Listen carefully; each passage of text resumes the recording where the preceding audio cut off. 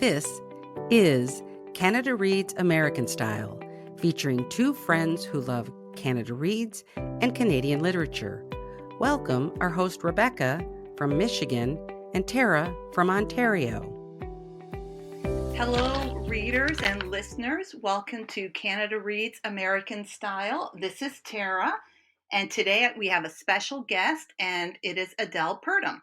Adelle Purdham is an educator, parent disability advocate, and author of the memoir-in-essays, I Don't Do Disability and Other Lies I've Told Myself, published by Dundurn Press in 2024.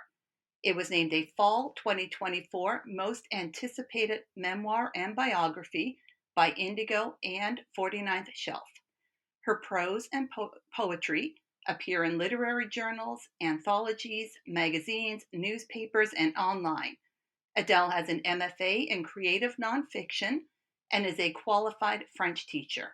She currently works as a sessional part-time faculty member at Trent University, where she teaches creative writing in her hometown, Nogojiwanong, Peterborough, Ontario. Welcome, Adelle. Hi, thank you so much for having me. Oh, you're welcome. As I mentioned just before we started, before we hit the record button, I read Adelle's collection early mid-November, and I loved it. And what drew me to it was the title. Well, I love creative nonfiction, but the title, because I have come to acknowledge in my last few years of life, because I'm now 53, my ableism. And it's a journey to to accept it. So not accept it, but you know what I mean, to put it out there and to really come to terms with it. So I was drawn to your essays from the title. Now, how about you tell us a little bit about I Don't Do Disability and Other Lies I've Told Myself? Sure, absolutely. I first want to acknowledge how much it means to me to hear you say that you're interested in exploring internalized ableism and ableism. I think when we come at things from a place of curiosity, then there's just so much we can learn and we can grow as people and as humans, right? Mm-hmm. So my book is a memoir in essays, 19 essays, and I guess it came about, I should say I'm a mother to a daughter with Down syndrome. And the whole idea of my book, or at the core of it, is that I'm confronting my own internalized ableism. And I guess this book came about because my daughter's now 12, my daughter Elise, who has Down syndrome. I have three daughters. So I have Penelope, who's 8, Elise in the middle, and then Ariel, my eldest. And when Elise was an infant, I remember walking into my local bookstore and looking for a book about Down syndrome, preferably, a memoir that was written by someone like me, who I could learn from their experiences. I was 27 years old at the time when I gave birth to Elise. And not only did that book not exist, but there were no books about Down syndrome in the whole store. And it spoke to me so loudly, this absence about how we treat people with disabilities in our society, right? Yeah. So that was sort of the first inkling of me wanting to tell her story and share her story and become an advocate. And it felt like nobody cared.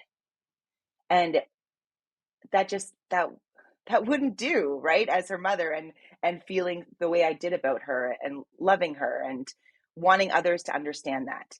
And so that's sort of the side that maybe that sheds me in a good light, but then there's another part of the story that's also true. Two things, there's a paradox, right? Two things can be true at once, yeah. And that seem to be opposing. And I guess the other half of that was how I used to view people with disabilities. And maybe if you don't mind, I can tell the story of the title. Yes, please. And that do. sort of explains. Yeah. So when I was about 16 years old, to give a snapshot of the person that I was, the teenager that I used to volunteer to coach children's gymnastics at the public school down the road on my, high school lunch break. I was a kid who did a lot of things, volunteered with the elderly in my neighborhood, helping them out, running food drives, that kind of thing. But I noticed one day I might have come back from volunteering with the kids my mom was a school secretary, so it was at her school. So I might have come back from her school and just challenged myself. And as I was sitting there in my own head, and I thought to myself, why, you're doing all this volunteer work, but why are you not volunteering with people with intellectual disability? And my 16-year-old self, I came very quickly to my own rescue and just said, that's okay. I just don't do disability. As if disability was a separate construct, and that if I kept myself and those that I loved, like that I could keep myself and those I loved separate from disability by kind of ignoring it, right? Sort of like not having the books on Down syndrome on the shelf. And so then, fast forward 10 years later, and I give birth to a daughter with Down syndrome. And that narrative, it just can't hold anymore. This idea that, like, of good and bad dichotomies, that disability is a bad thing and being able-bodied is a good thing. I've since come to see that disability is simply part of the human condition, and that about 20 to 25%, depending on the numbers you check, of the world's population are disabled. So it's been, for me, a journey of coming to see the ways that I view disability. And I guess my daughter was sort of the light. Like, having her in my life, like, opened a window, or, let the light in. Yeah. Yeah. I think that's so important because I was born and raised in the 70s, where disabilities were other. And it wasn't something just wasn't, they weren't visible, right? It was kept closeted.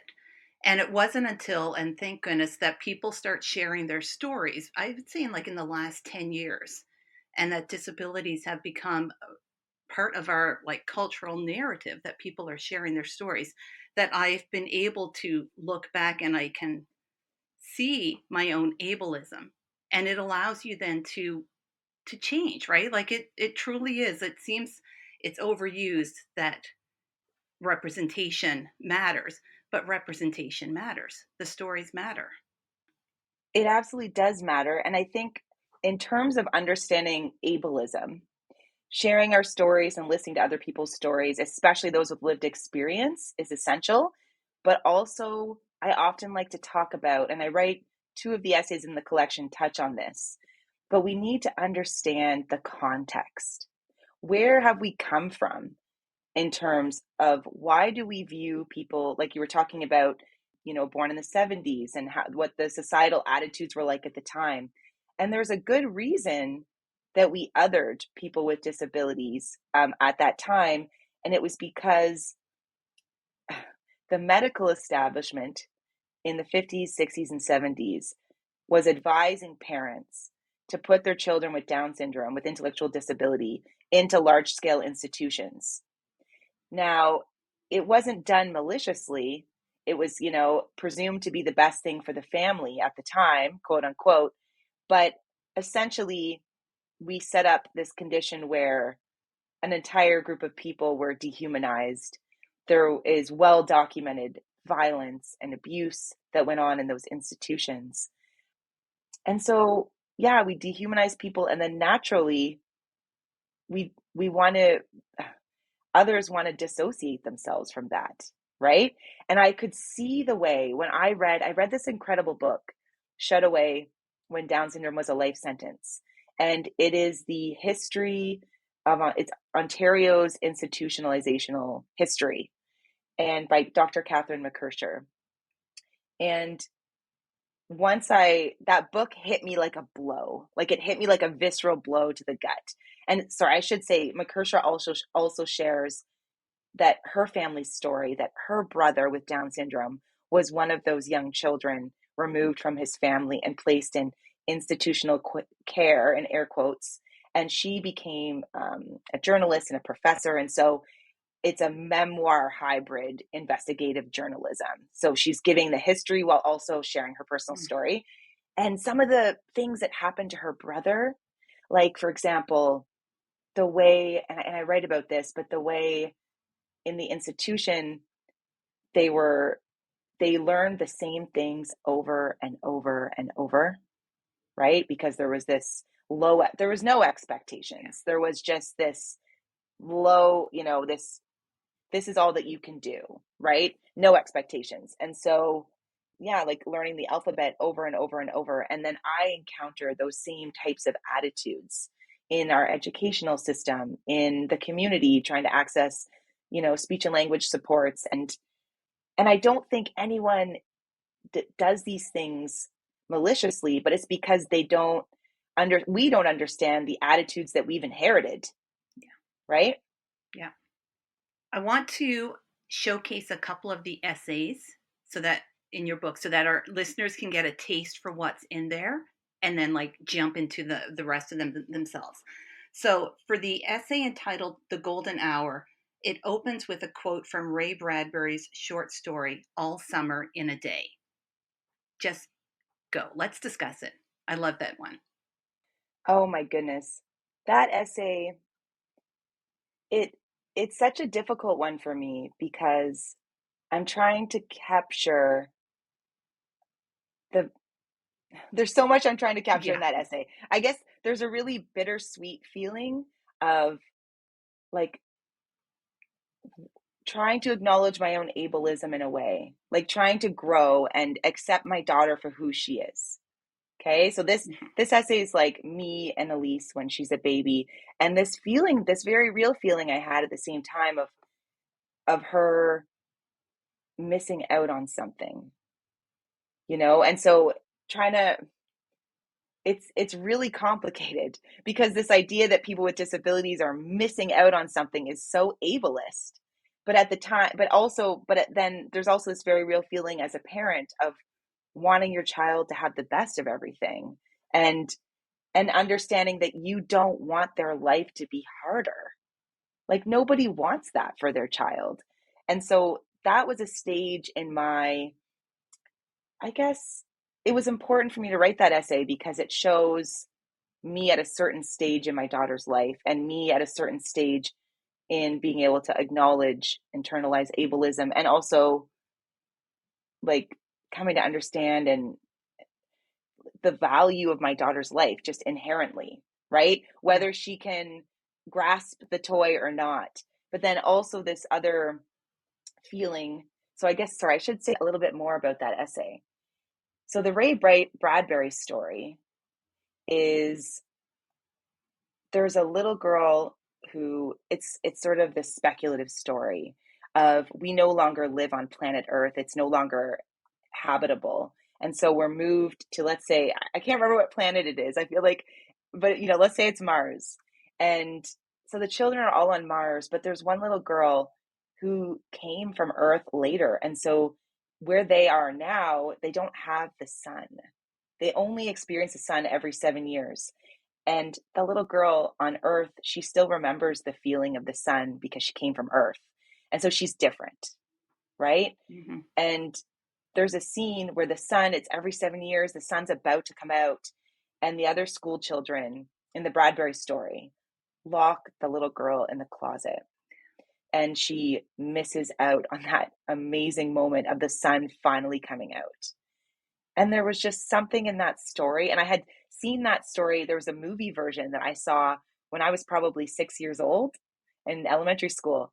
And that feeling of, even though it's not, I don't know, it's not about me in this instance. It's about me feeling that feeling on behalf of my daughter, which I think we all know, like parents do. You feel even sometimes maybe even more deeply when something impacts your children. And so there was something in that story that really hit me right in the heart that felt essential to some of the more difficult feelings that I had with my daughter that I had experienced and my worries for her. And also, but then the essay doesn't end on that difficult note. It ends with my daughter being the sun. Yeah. Right? Yeah. And I guess there's something really essential there too, that we think of we think of people with disabilities as like lacking, right? Mm-hmm. But we don't often think about what they're adding, and their contributions, which are significant and important. And I'm not talking about what someone like my daughter is here to teach me. I'm talking about just that who she is has a lot of value. Yeah. Right. And yeah. So I feel like that essay, I could keep exploring that, but there was definitely, I had really wanted when she was born, it was again, this idea, two things can't be true. And I had really wanted to push away the sadness because I couldn't both love my daughter and feel sad that she was here. That was too hard and too messy. And so, or feel sad that she had Down syndrome, because having Down syndrome was part of who she is, right? And so I think I pushed that sadness down. And then there's a scene in that essay where the moon is out, like this big full moon, and all of a sudden I'm sitting there and I'm writing in my journal, and I'd had a difficult day with other people, the way that they were kind of talking about Down syndrome. And I didn't agree with everything. And I was mad because, like, aren't we here to change things? And then I was writing about it in my journal. I was so mad and just wanting things to change for my daughter, because can't everybody see how amazing she is and how much I love her? And then I kind of looked up and I'm just being bathed in this blue light that was coming through my window. And I wrote about that blue light years and years and years and years ago. And then it was more recently when I wrote this essay that I was able to sort of put the feelings together and let that blue light be my sadness, and just allow myself to have some sadness, even though I don't agree with it. Right? Like, yeah. I That's hope beautiful, that's, Adelle. thank you. Sorry.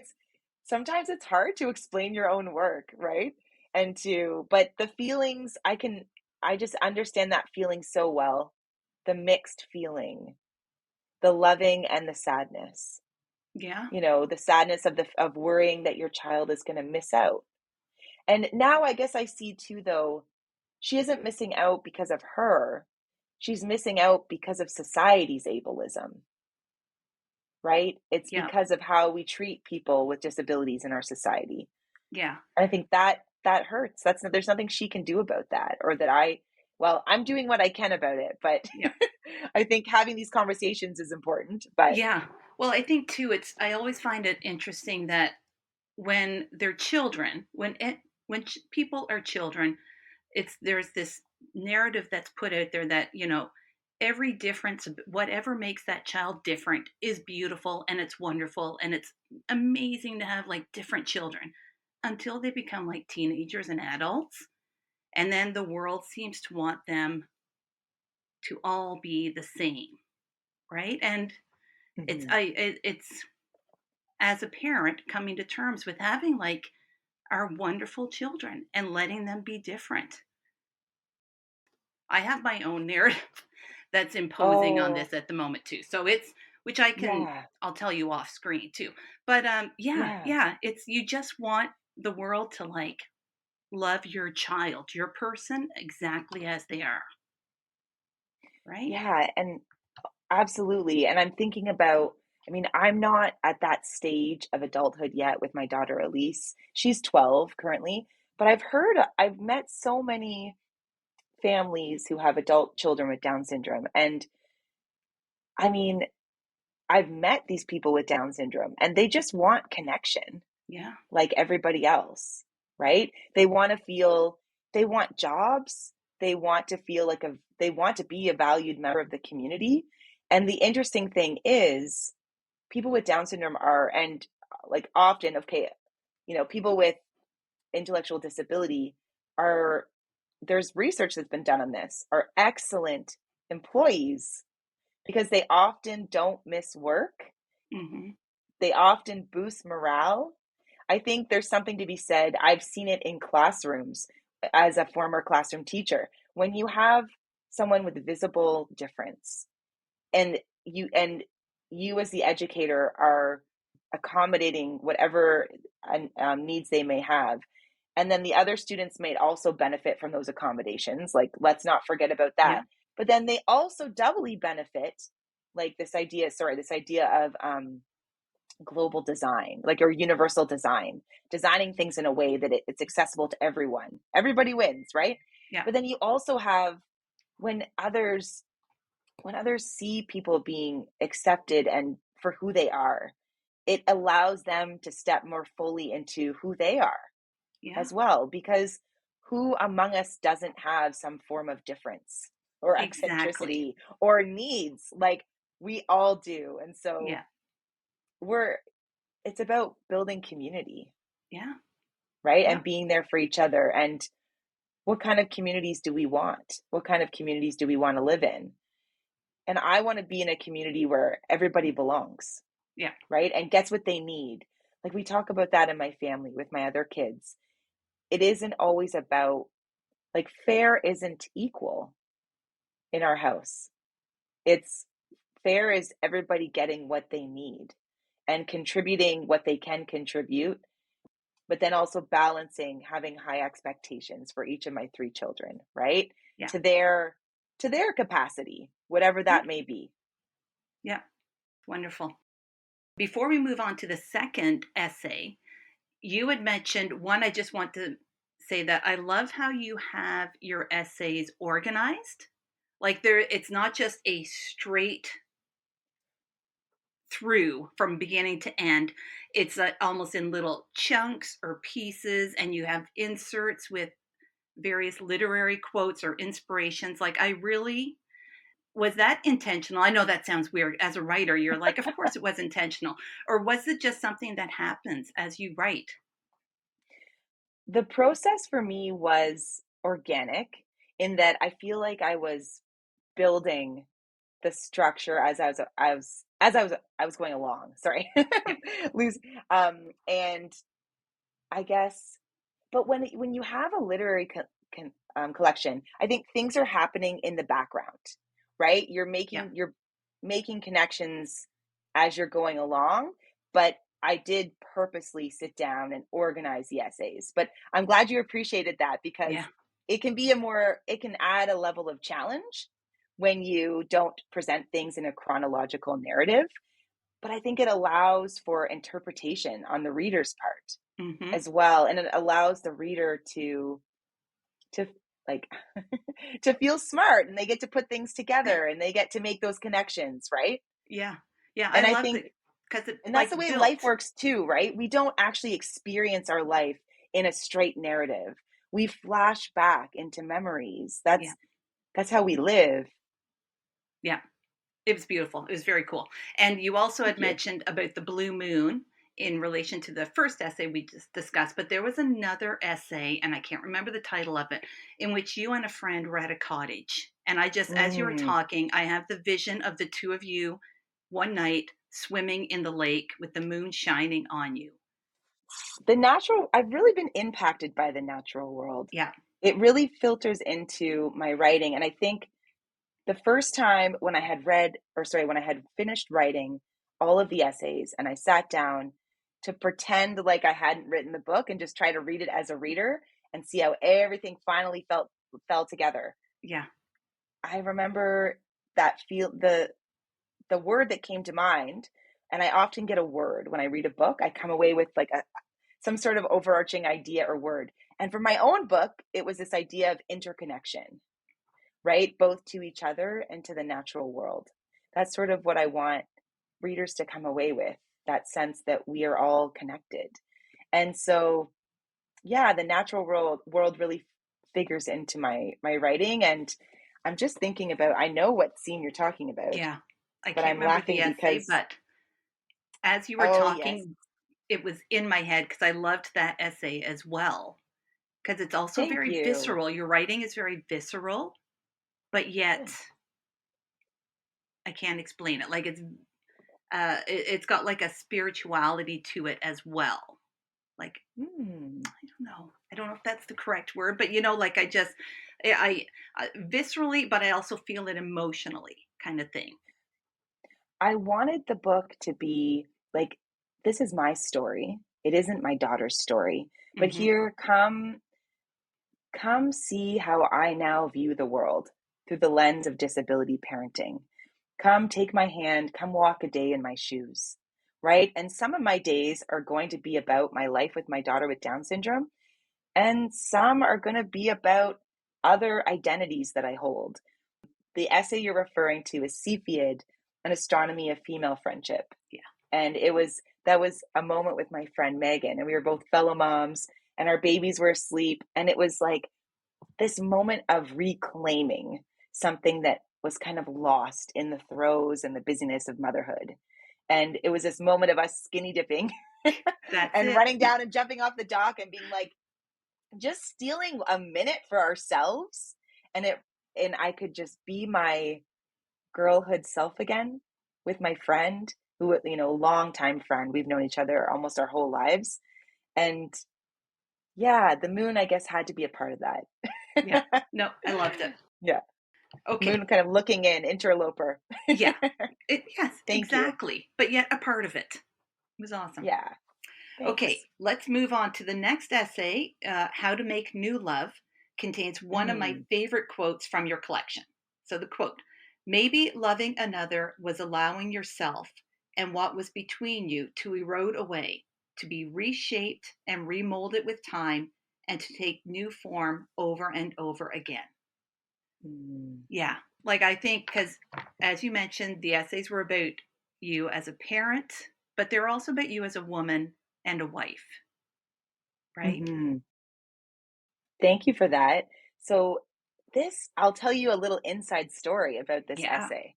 I originally wrote it thinking it would be for the Modern Love column for the New York Times. I had big ambitions for this essay, as every single writer does, whoever submits to the Modern Love, New York Times. But anyway, that was how I had originally written it. And then it just fit in perfectly with the narrative that I was telling about what I wanted to talk about in my marriage. Because this idea of the collection of and other lies I've told myself, right? Mm-hmm. And so the lie in that instance, we love each other, we have children together, we're married, that will never change. Right? That says every 25-year-old married person when they get married. And we do love each other, and we love each other fiercely. But during the pandemic in 2020 to 2022, when I happened to be completing my master's degree in creative nonfiction writing and intensely writing this book, and then I took a year to finish it afterwards. And I should say, in case you think it took me only 3 years to write this book, I wrote a complete other memoir first that is unpublished. And so this was an 11-year endeavor. So a lot of the work I put into the memoir kind of rolled into this. But anyway, that essay, I wanted to explore, like, essays are explorations. That's what I love about the essay form too. I could use moments from my life to explore different topics, different lies I've told myself. And so this one was about, well, like, then how do you rebuild? Because we got to that place in the pandemic where all of our support systems sort of fell away, as they did for many families, right? And we got to this place that we had never been in before in our marriage, where my husband, who is very supportive generally, and now we got to a place where neither of us had anything to give. And we were also going through a huge transition of, I am now the stay-at-home parent, which was the case for 9 years, looking after our 3 girls, giving birth to and looking after. And then I am now going to work full-time. I'm going to be a full-time student. I'm going to hardcore pursue my career as a writer. And you're just still going to be working full-time as well. And then, so I waited a year. I got into my MFA. I deferred a year so that everyone would be in school. My 3-year-old was just starting JK. And then bam, it was the pandemic and all 3 kids were home.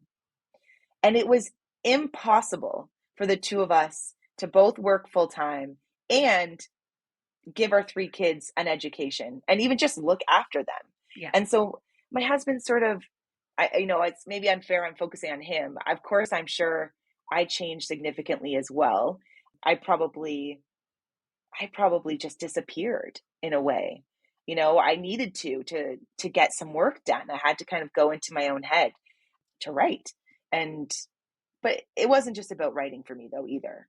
It was, again, this idea of like reclaiming my selfhood as a person, my like being able to think and work and dream and create. I needed that for myself. And women, we're not really allowed to be selfish, are we? And so when a woman wants to work, sometimes, she's being selfish, especially if it's something like the arts. But actually, no, it was just who I am. Yeah. So I just wanted to be me.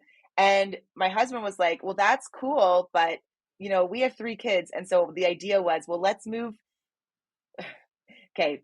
Again, this is very privileged. I want to acknowledge this, but we could afford to buy a cottage. And so the prices were still kind of low in this area. We got in there quickly, got a cottage, and thought, oh my gosh, we're brilliant. Let's move in here and let's hide away from this pandemic storm. And then I write, then we became the storm. There really was no getting away from ourselves. And this feeling of, for me, it was like a real feeling of failure. I can't be a writer and look after my family, and my husband's not happy. He's not getting what he needs. I'm not getting what I need. And it caused a real rift in our marriage, as I heard from many families during that time. And so then How to Make New Love is about, well, it's this exploration of how do we get back to us after that? If our marriage was this solid rock, and then all of a sudden during the pandemic, it became pocked with holes. How does new rock get built? How does it reform? How do you build a marriage back up to what it once was, or maybe into something new, right?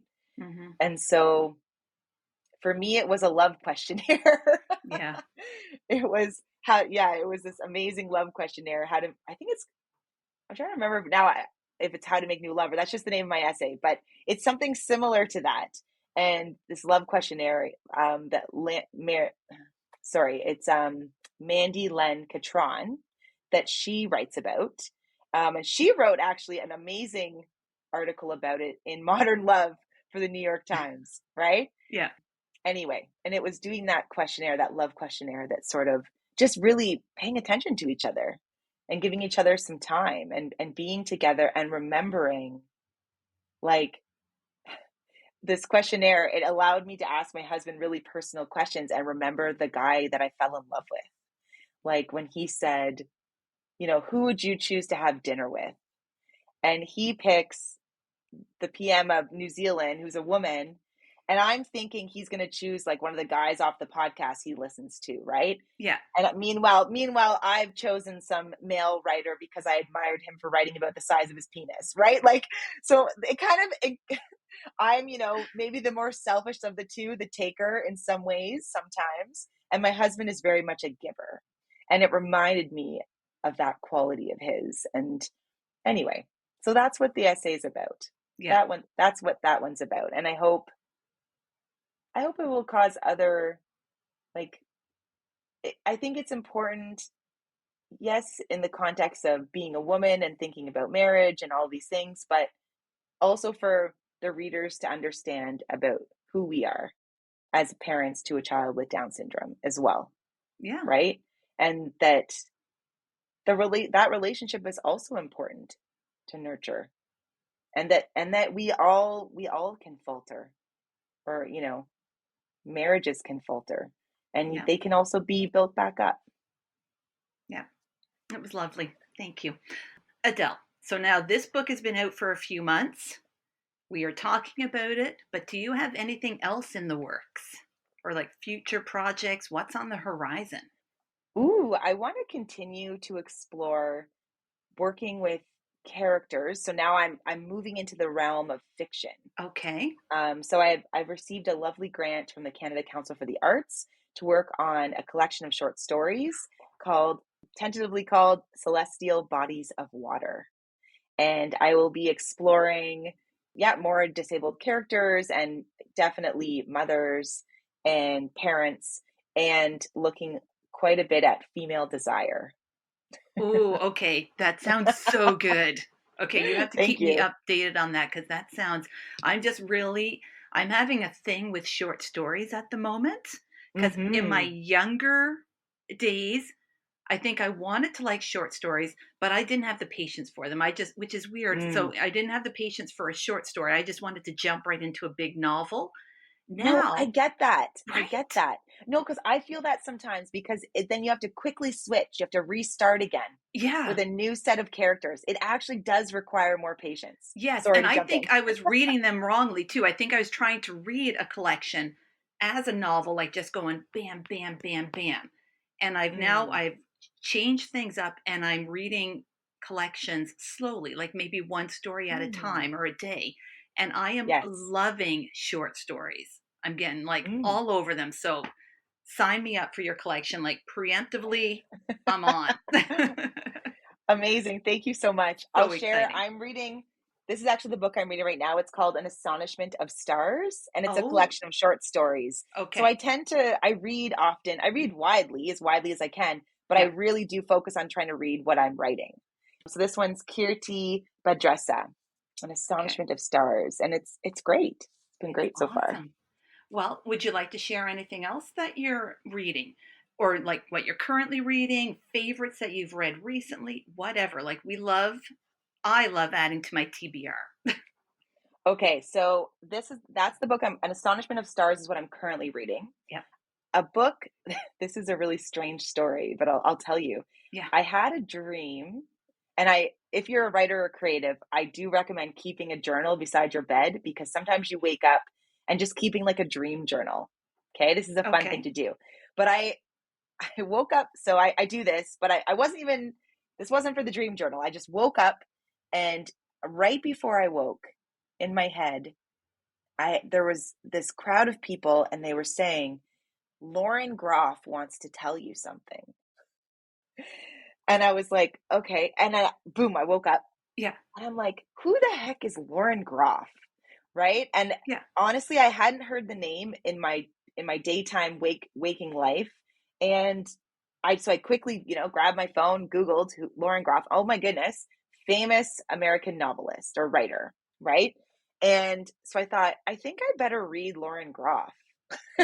Like, and I probably heard the name during my MFA a few years ago, but Yeah. still, like, it was weird. And so I read some short stories online. I thought, yeah, like her work is for me. And then I was at a book event in my local bookstore, Take Cover Books in Peterborough, where I live, and I looked up, and Lauren Groff's The Vaster Wilds was staring at me. And so I grabbed a copy, and honestly, it's about a woman surviving in the wild. She's sort of hunted this whole time. And in the end, I, I hope this doesn't ruin it. I won't ruin the story, but the final line, can I just read it? I'm going to Yes, read it. please do. So the wind passed even as it is passing now over all the people who find themselves so dulled by the concerns of their own bodies and their own hungers that they cannot stop for a moment to feel its goodness as it brushes against them. And feel it now, so soft, so eternal, this wind against your good and living skin. And so for me, that was a sign to pay attention to the natural world, to slow myself down this year and be an observer, as you need to be as a writer, as a creative, and just feel the wind against my good and living skin. That's So amazing. I recommend that book. Yeah. Came to me in my dreams. And then as a really fun book, I read my first romantasy, which is Oh. for The Fourth Wing by Yep. Rebecca Yarros. Yep. I read that right up to you know, leading right into 2025. I was reading it still at midnight, and I finished it. and I loved it.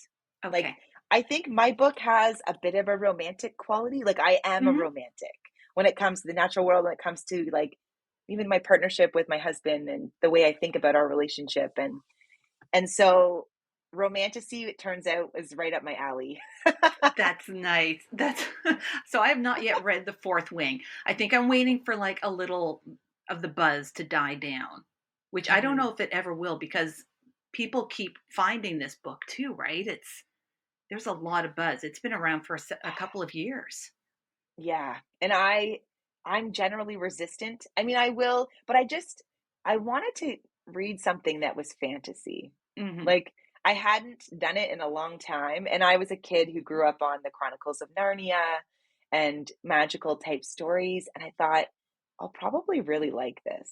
Yeah. Even though what I generally read would be, essay collections by Canadians, or, short story collections, or whatever's coming out in CanLit is sort of my focus. Yeah. Just to support my fellow artists as well, right? But, let yourself, wherever you get pulled as a reader, sometimes it's good to listen to that. Yeah. We all need a little candy sometimes, right? Yes. Yeah, for sure. Yeah. And for me, I guess turning off, like just reading for pleasure. Even though I feel like I always am reading for pleasure, it's not true. Sometimes I'm reading to teach something, or I'm reading to get ideas, or because it's right, learning about structure or form. Like, it's so has a purpose. So it's good to just read. Be. Yeah, just read. Awesome. This is fantastic. Thank you so much for joining us today, Adelle. Thank you so much for having me. It's been an absolute pleasure. Okay, everyone, go pick up Adelle's essays, and then we're going to be waiting for her short story collection. No pressure. I'm on it. Yeah, thank you. Happy reading, everyone. Thank you for joining us on our bookish journey. If you enjoyed this episode, please consider subscribing, rating, and reviewing Canada Reads American Style wherever you listen. You can connect with the podcast and Rebecca on Instagram at Canada Reads American Style, and with Tara at On a Branch Reads. Until next time, keep reading.